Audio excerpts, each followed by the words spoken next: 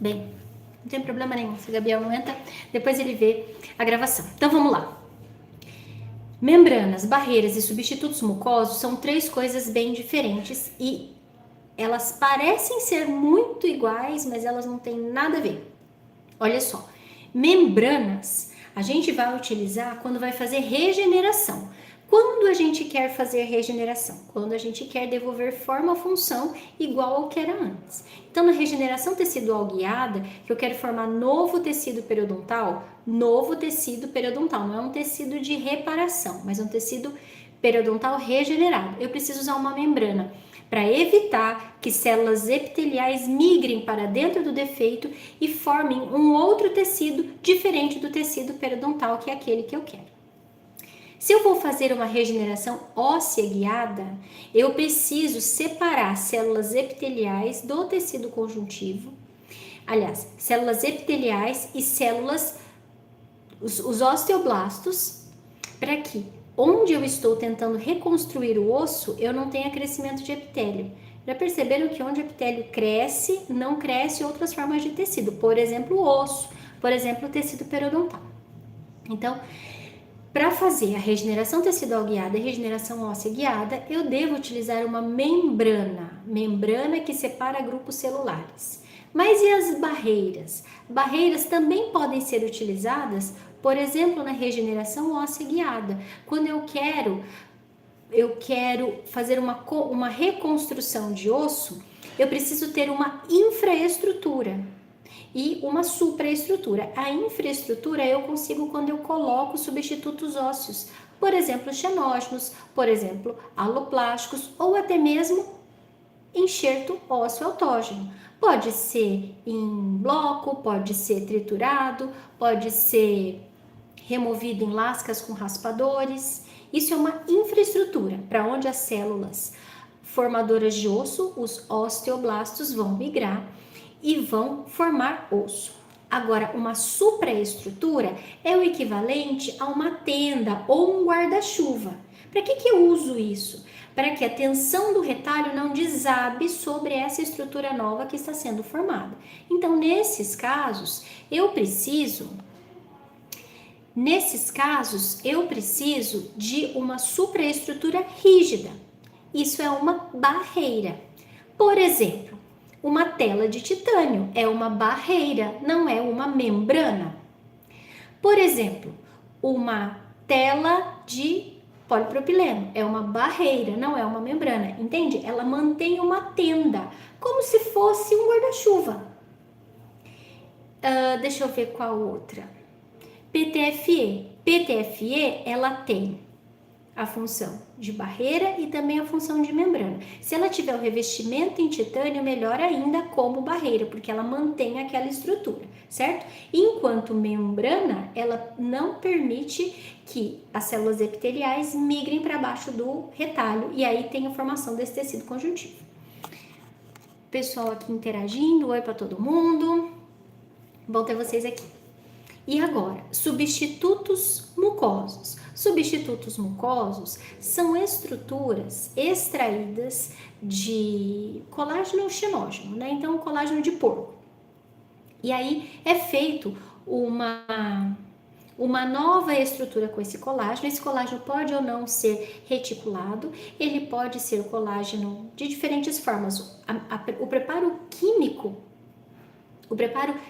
que esse colágeno vai sofrer, ele muitas vezes vai definir as características do material final e até mesmo a possibilidade desse material ficar exposto ao meio bucal ou não. Oi, Melissa Borges, tudo bem? Por que eu tô falando isso? Porque tem alguns substitutos mucosos que eles foram feitos para substituir o enxerto gengival livre. Por exemplo, o mucograft. É um substituto mucoso, não é uma membrana, não é uma barreira, ok? Por outro lado, outros substitutos mucosos, por exemplo, a mucoderme, por exemplo, a fibroguide, elas não foram feitas para ficar expostas ao meio bucal. E ainda tem um outro tipo de substituto mucoso que ele tem uma função dupla, que é o Ossix. Tem o Ossix e Volumax. Esses são produzidos pela Dentsply Sirona, se eu não estou enganada, e eles têm uma outra função. Eles promovem a formação de tecido conjuntivo, mas eles também conseguem otimizar a formação de osso. Como é que isso é feito? Na teoria é uma glicosilação ou glicação, alguma coisa assim. Mas esse não é o assunto dessa discussão nossa hoje. O que o Gabriel queria saber é por que algumas pessoas utilizam barreiras para fazer preservação de rebordo alveolar. A preservação do rebordo alveolar, ela tem por objetivo manter a estrutura do alvéolo. Manter a estrutura do alvéolo mais próxima do original, para que quando nós faremos a instalação do implante e terminamos a reabilitação com próteses e implantes suportadas, esse rebordo tenha características muito semelhantes ao rebordo original, ok? Ok. Mas por que eu ponho essa barreira? Eu não coloco membrana. Eu coloco a barreira para que haja formação de tecido mole nessa região e não entre comida ou não entre contaminantes que dificultem a formação de novo tecido. Isso não é regeneração, isso é reparação. Porque aquele tecido que estava ali dentro, quando você tira o dente, o osso alveolar propriamente dito, ele vai ser perdido, ponto. Ele é osso dependente, ele é dento dependente. Esse osso depende da presença do dente para ser mantido. Sem dente não tem osso alveolar propriamente dito. Ah, mas eu já ouvi falar que mantém. Então, desculpa, mas não é verdade, não mantém. Osso alveolar propriamente dito é uma estrutura que é formada durante a formação do dente. Na ausência do dente, na ausência de ligamento periodontal, osso alveolar propriamente dito não existe. Na ausência de raiz que tenha cemento radicular, ligamento periodontal, osso alveolar propriamente dito não existe. E essas barreiras, elas são colocadas, você faz a extração, limpa bem, cureta bem esse alvéolo, e aí você põe essa barreira. Essa barreira, ela pode ser de titânio, por exemplo. A barreira de titânio, ela tem, de uma marca em especial da Bionovation, ela chama CEAL, de selamento alveolar. SE de selamento, AL de alveolar, CEAL. Titanium Seal. Eu carinhosamente chamo de lacre da latinha de Nescau, porque ela realmente parece um lacre da latinha de Nescau. Você faz a extração, uma divulsão bem delicada na entrada desse alvéolo. Depois que tiver tudo limpo, você adapta essa tela de titânio, que é uma tela, essa barreira que é bem fininha, e você pode suturar. Com 21 dias ela deve ser expulsa. Por quê? Titânio tem memória e você, na adaptação, ela é reta. Na adaptação, você vai fazer ela ficar curva. E como ela tem memória, ela vai tentando voltar para a posição reta novamente, para que ela fique flat. Nesse processo, você deve removê-la aí com 21 dias. Por que 21 dias? Porque é o tempo que deu para formar o tecido mole ali dentro desse alvéolo. Que tecido mole? Um osso novo. Esse novo osso, ele vai passar por um processo de remodelação. Primeiro tem a formação do coágulo, que é essa telinha de titânio, essa barreirinha, que pode ser de titânio, pode ser de polipropileno, vai formar, não vai deixar infeccionar, não vai deixar contaminar. E aí, quando você remove, já tem todo um novo osso formado, mas esse osso, ele é desorganizado, ele vai levar um tempo para ser formado novamente. E aí o que acontece? Você pode instalar seu implante a partir de 6 semanas. 6 semanas são 45 dias. Já deu para colocar, para fazer todo o fechamento de tecido mole desse alvéolo. Mas olha que sacada legal. Quando você deixa essas 6 semanas de cicatrização, e na hora que você vai fazer seu implante, você tem tecido mole. Então, pode ser que o osso não esteja ainda muito duro, muito firme, para você conseguir o implante totalmente instalado, envolvido por osso. Mas você tem uma coisa muito importante para o seu implante, que é um tecido mole, novinho, de qualidade, prontinho para ser utilizado ao redor dessa prótese. Da mesma forma, essas outras barreiras, que não somente a Titanium Seal da Bionovation, tem a Boni Hill, tem uma da Lumina, da Critéria, Lumina, OP, Lumina Hipo, alguma coisa assim. Todas elas seguem essa mesma ideia. Você coloca para proteger de contaminação esse alvéolo e você deixa esse coágulo lá embaixo trabalhando para o tecido ser formado novamente. Você consegue com isso uma cicatrização sem intercorrências. Todo mundo que já fez extração aqui, no Brasil é muito comum fazer um X em cima. Oi, Gabriel, pera lá. Se caso essa barreira sair em 3 a 5 dias, tem algum problema? Tem, né? Porque você precisa aí de pelo menos aí 3 semanas para ter essa formação de tecido mole. Tendo em vista que na literatura explica que na primeira semana já está em formação de tecido e remodelação óssea já está acontecendo. Sim, Gabriel, a literatura mostra que você, a partir do momento que você extrai o dente e tem um coágulo, já começa o processo inflamatório, que ele é necessário para fazer a limpeza dessa área. Então, fazemos a limpeza da área, os macrófagos entram em cena, removem todo o osso alveolar propriamente dito. Mas com 5 dias não deu tempo ainda de formar nenhum tecido, novo tecido capaz de garantir o fechamento e selamento desse alvéolo. Tanto é que quando a gente faz preservação do rebordo alveolar, você pode pôr qualquer coisa na tampa do alvéolo que dure durante 15 dias. Precisa ficar 15 dias ali para ter formação desse tecido mole, pelo menos uma pontezinha.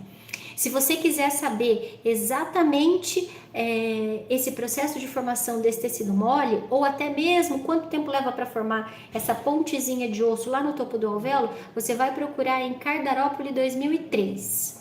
Esse artigo foi escrito esse material foi produzido por um pesquisador chamado Giuseppe Cardarópoli, que morreu já há alguns anos, mas ele tem essa descrição do passo a passo da formação do tecido mole e do tecido duro.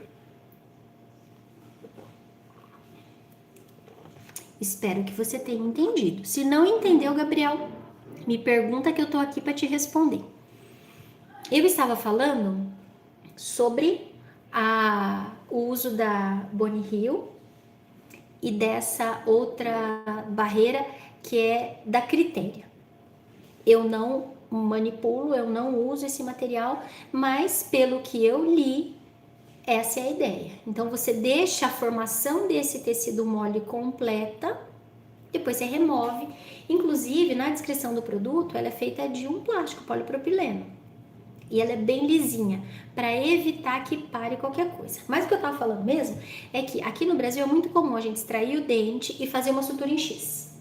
E aí, toda vez que eu vou dar aula de preservação alveolar, eu pergunto para os alunos, por que vocês fazem a sutura em X? E a resposta... Vou perguntar para vocês, porque quando vocês fazem a extração, vocês fazem a sutura em X na saída do alvéolo? Ou na entrada do alvéolo? Se vocês fazem, por que vocês fazem? Deixa aqui escrito para mim que eu quero saber. Vamos ver se é a mesma coisa que os meus alunos têm escrito. Bem, concorda comigo? Vamos pensar num dente hipotético. Vamos pensar no incisivo lateral inferior, que tem uma raiz curtinha.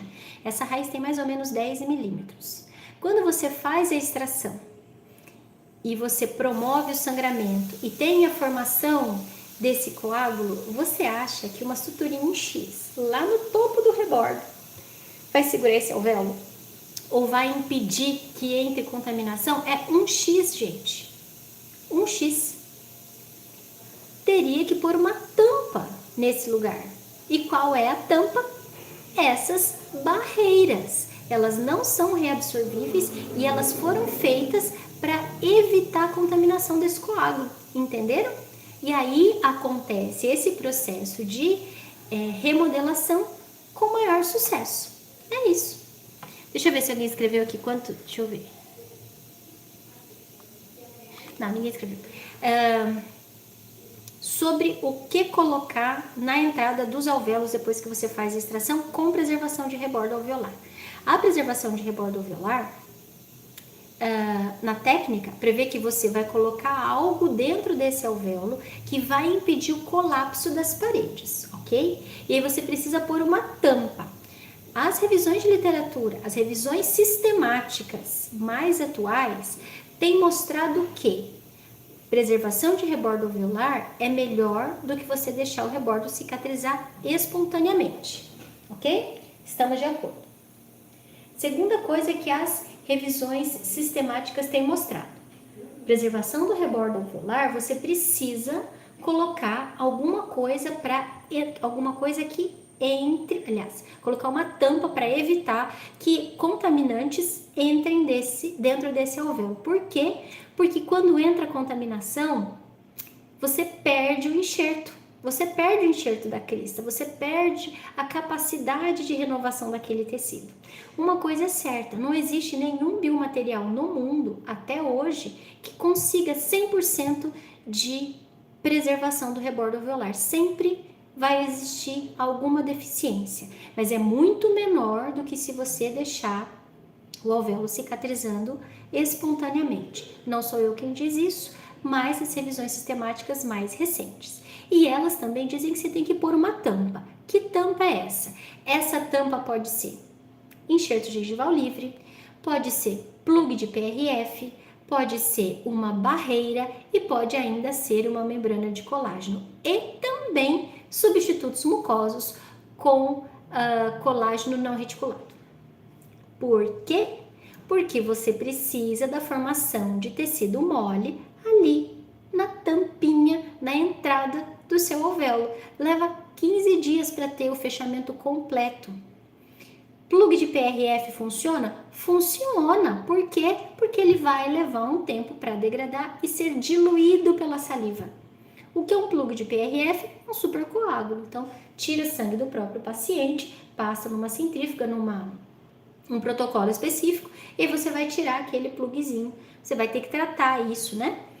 Isso eu estou explicando muito superficialmente. Você vai ter que tratar isso com uma pressão ou dentro de um potinho. E aí você coloca sobre o seu alvéolo enxertado e você faz a sutura. Existe a Mucograft Seal, que ela já vem num diâmetro de, acho que são 8 milímetros. Você preenche o seu alvéolo com o que você quiser e põe a Mucograft Seal ali em cima e sutura. Pode ser o EGL, como eu já falei, pode ser também membrana de colágeno. Essa membrana de colágeno também tem que ser de colágeno não reticulado, porque ela pode ficar exposta e ela não vai degradar tão rapidamente. Gabriel, você conseguiu entender? Ah, Josi. A Josi não vale, para não deixar o coágulo sair do alvéolo. Mentira, né? Porque onde já se viu, você tem 10 milímetros de raiz, 10 milímetros de profundidade desse alvéolo, você vai formar um coágulo lá embaixo, na região periapical, que vai ter aí 5 milímetros no máximo de altura. Esse ponto em X lá em cima não vai segurar. Mas se você colocar uma barreira, você pode melhorar ou otimizar a formação do novo osso que vai ser formado ali. E aí você pode então depois colocar o seu implante na posição que você consideraria ideal para a reabilitação e fazer a complementação desse rebordo, porque sempre fica um defeitinho. Aí você vai lá e coloca o seu biomaterial de escolha e seleção. É isso mesmo. Muito bem. Gente, e eu gostaria então que quem está participando hoje, quem está nos acompanhando nesses dias todos, mande mais sugestões de temas para os próximos dias. As pessoas que nos acompanham lá no Instagram sempre mandam as sugestões e a gente faz o possível para estar discutindo aqui com vocês, certo? Lembrando vocês que semana que vem começa a nossa Semana da Regeneração. Essa Semana da Regeneração a gente vai estar discutindo vários assuntos relacionados com regeneração de tecidos periodontais e também de tecidos periimplantares. As pessoas vêm perguntando o que a gente vai discutir. A gente vai discutir sobre uso de proteínas derivadas da matriz do esmalte, a gente vai discutir seleção de biomateriais, quando eu utilizo membrana, quando eu utilizo barreira, quando eu utilizo substituto mucoso. Que mais que a gente vai estar discutindo? A gente também vai estar falando sobre por que o paciente que faz pério sempre fica com recessão. Nem sempre, depende da maneira como você trata e depende do que você vai fazer. Mas isso aí fica para quem vai estar participando com a gente na Semana da Regeneração. Tem dúvida, quer participar? Deixa um comentário aqui embaixo que a gente entra em contato. Tá certo? Por hoje vamos ficando por aqui. É sempre um prazer ter essas conversinhas na hora do almoço. Semana que vem, 12:30, não tem iupério, porque a gente vai estar na semana da regeneração. Tá certo? Beijo, até mais!